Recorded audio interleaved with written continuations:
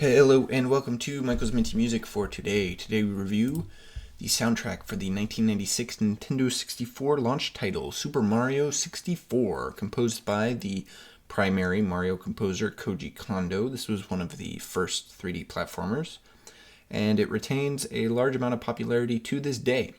Soundtrack is pretty good. From a technological perspective, it's way above sort of the SNES and Game Boy titles of the same era, but it lacks some of the unique character that those other soundtracks have due to their limited sound font. This is the track listing. 36 tracks come in at a little over 50 minutes, which is a bit longer than most of the other sort of SNES and NES soundtracks, but about the same as the average non-soundtrack album from the time, so kind of even there. And these are the tracks I added to my playlist, 16 out of 36, so over a third, but less than half. This album is definitely really good. It's got a wide variety of styles, and most of the tracks are very good background music. The first half of the album does suffer immensely from the inclusion of a bunch of short sound effect tracks, but the actual full songs there still hold up pretty well.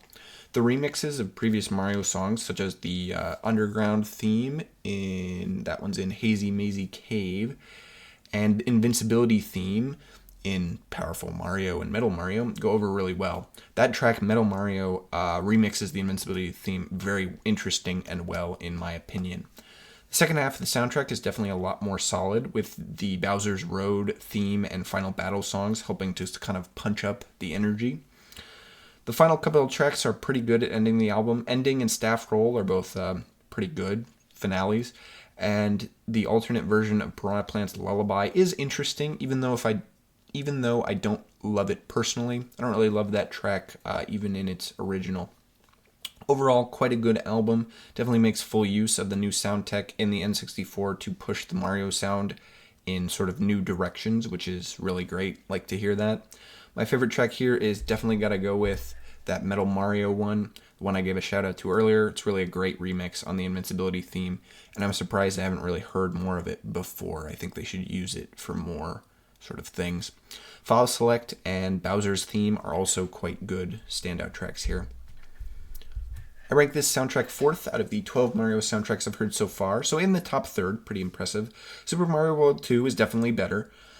And I think Super Mario 3 and the original Super Mario World come close to Mario 64 in quality, but ultimately just manage to come together a bit better.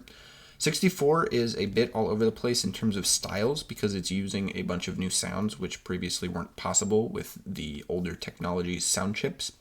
Works out pretty well, in my opinion, on this album, but the earlier ones managed to sort of come together better, more consistent style of sound because of their limited technology.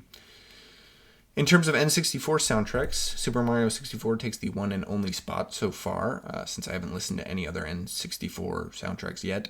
Also, this soundtrack is my favorite Nintendo soundtrack from 1996, as it's the only soundtrack so far from 1996, although I believe it will have some competition soon. In terms of the overall albums for the year, Super Mario 64 unfortunately doesn't take it. It stays with Sting's 1996 album Mercury Falling, which I do enjoy and I think is one of the better Sting albums. 64 gives it a little competition, but I think the quality with Sting is clearly a step above the sort of stuff in Super Mario 64. Thank you for watching.